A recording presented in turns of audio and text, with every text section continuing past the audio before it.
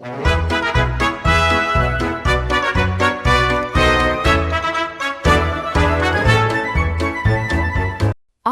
a lucrative maritime trading firm today requires constant, high-speed data from a global financial terminal. 300 years ago, colonial merchants navigating the Atlantic economy relied on an information network that was equally critical to their survival. That intelligence was compressed and distributed through broadsheets, like the American Weekly Mercury, published in Philadelphia. Looking at this specific masthead, we anchor our analysis on the issue published Tuesday, January 19, 1720.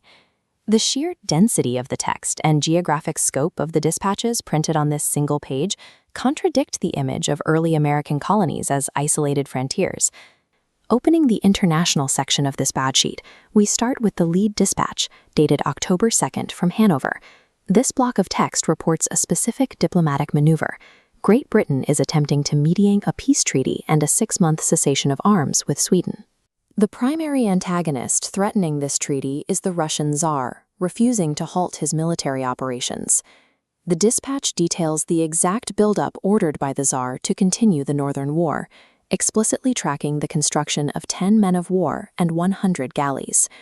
A fleet expansion of this size in the Baltic Sea directly threatened the shipping lanes that supplied pitch, tar, and essential timber to the British maritime industry.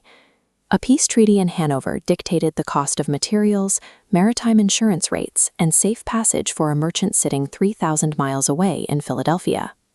Pivoting to the Spanish theater, we examine a delayed August 29th dispatch originating from Corunna. The intelligence confirms the massive scale of an ongoing internal uprising within Spanish borders. The rebel Catalans present an audacious geopolitical offer. They propose an alliance with the Emperor, Great Britain, and France in exchange for recognition as a free state. This creates what the dispatch calls a powerful diversion. An internal rebellion forces the Spanish Empire to recall its naval fleets and military resources, pulling defenses away from their Atlantic ports. By tracking this internal European conflict, colonial merchants could accurately predict immediate defensive vulnerabilities in the Spanish Caribbean, opening up highly profitable, illicit trade routes. Transitioning to commercial intelligence, the broadsheet tracks infrastructure contracts placed by rival powers. This paragraph logs a major shipbuilding contract placed by the French Mississippi West India Company. The exact parameters are staggering: a contract for 4 large ships of 500 tons each, followed by an order for 6 more, all to be built in New England. British colonists are actively utilizing their deep water ports and timber supplies to manufacture the heavy merchant fleet of France, their primary imperial rival. Constructing a 500-ton vessel in 1720 required an immense consolidation of capital, specialized labor, and heavy industrial capacity. In the Atlantic economy, local manufacturing capacity readily crossed hostile imperial boundaries whenever lucrative large-scale contracts were guaranteed. Connecting this macro geopolitics to the local economy requires turning to the hyperlocal data logged on the back pages of the broadsheet. Here we find the price current at Philadelphia, a detailed table logging the specific trading values of local commodities.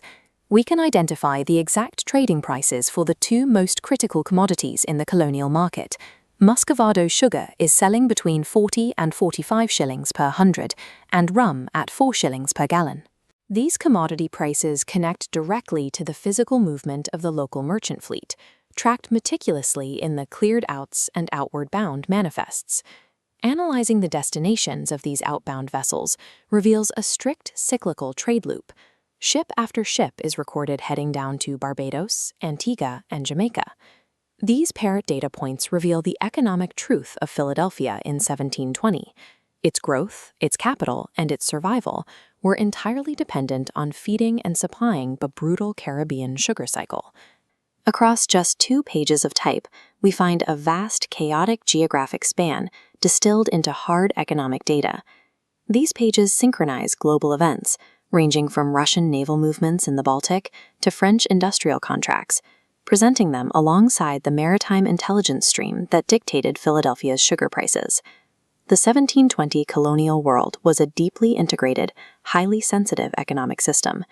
The myth of the isolated, self-sufficient pioneer cannot survive the evidence printed in these columns. Reading the American Weekly Mercury was a vital operational necessity.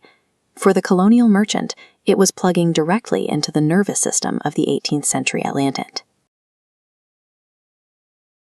The Daily Dispatch, history in print.